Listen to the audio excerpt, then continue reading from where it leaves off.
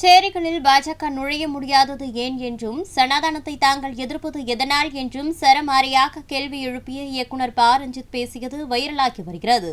அறிவித்துக் கொள்வதிலும் தலித் வகமை அப்படின்னு சொல்றதுலயும் தலித் அப்படின்றது பேசுறதுலயுமே ஒரு சில சிக்கல்கள் இருந்தாலும் நம்ம இன்னைக்கு ரொம்ப ப்ரோக்ரஸிவா முன்னாடி வந்துட்டு இருக்கோம். இதுவே நிறைய பேருக்கு பிரச்சனையா இருக்கு. இவனுங்க எதுக்கு இது தனியா பேசுறானுங்க, தனித்து பண்றானுங்க, அது பண்றானுங்க, இது பண்றானுங்க, தனியா நிக்க கூடாதுன்றானுங்க எலெக்ஷன்ல. எனக்கு புரியவே இல்லை, ஏன் தனித்த குரல் இருக்கக்கூடாது?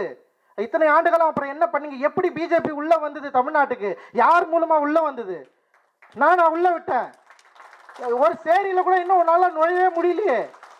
சேரியில் இருக்கிறவங்க எல்லாருமே அடிப்படையில் பிஜேபிக்கு எதிராக இருக்கிறானே. எத்தனை ஓட்டு பிஜேபிக்கு சேரியில் விழுந்திருக்கும்? பொது சமூகத்தில் தானே இந்த மாற்றம் நிகழ்ந்திருக்கிறது. அந்த பொது சமூகத்தை சீர்படுத்த வேண்டியது யாரோட பொறுப்பு? அப்போ நீங்கள் உங்களுடைய வேலை திட்டம் ஏன் இவ்வளவு பேக்வேர்டா இருக்கிறீங்கன்னு நீங்க யோசிங்கன்னு சொல்றேன். அதை புரிஞ்சுக்கோங்க, அதை மாற்ற முயற்சி கொள்ளுங்கள். தயவு செய்து திருப்பவும் சொல்றேன், சேரிகளை சரி பண்றதுக்காக நீங்க முயற்சிக்கவே வேணாம். சேரி ரொம்ப சூப்பரா இருக்கு, நல்லா இருக்கு. சேரி அடிப்படையில் இந்த ஜாதியத்துக்கு எதிராக இருக்கு, இந்த சனாதனத்துக்கு எதிராக இருக்கு. அடிப்படையில் உங்களை பார்த்து பார்த்து தான் நாங்களே கெட்டு போறோம். இதுதான் பெரிய பிரச்சனையே. உண்மை இதுதான். அம்பேத்கர் சொல்றாரு, போல செய்தல் சொல்றாரு. அதிகாரத்துக்கு எதிராக ஒரு அதிகாரத்தை நிறுவுறது அம்பேத்கர் இதான் சொல்றாரு. கொஸ்டின் பண்றாரு.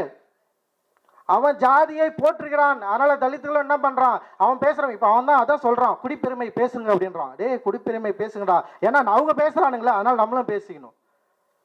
ஸோ இது நாங்க ரொம்ப ரொம்ப ரொம்ப ரொம்ப புரட்சியாளர் அம்பேத்கரை நம்புகிறோம்.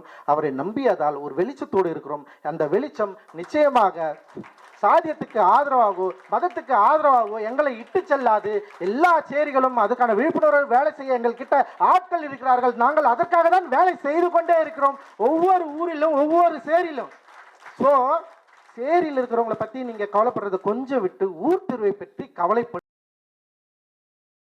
செய்திகளை உள்ளது உள்ளபடி தெரிந்து கொள்ள ரெஃப்ளெக்ட் நியூஸை சப்ஸ்கிரைப் பண்ணுங்க.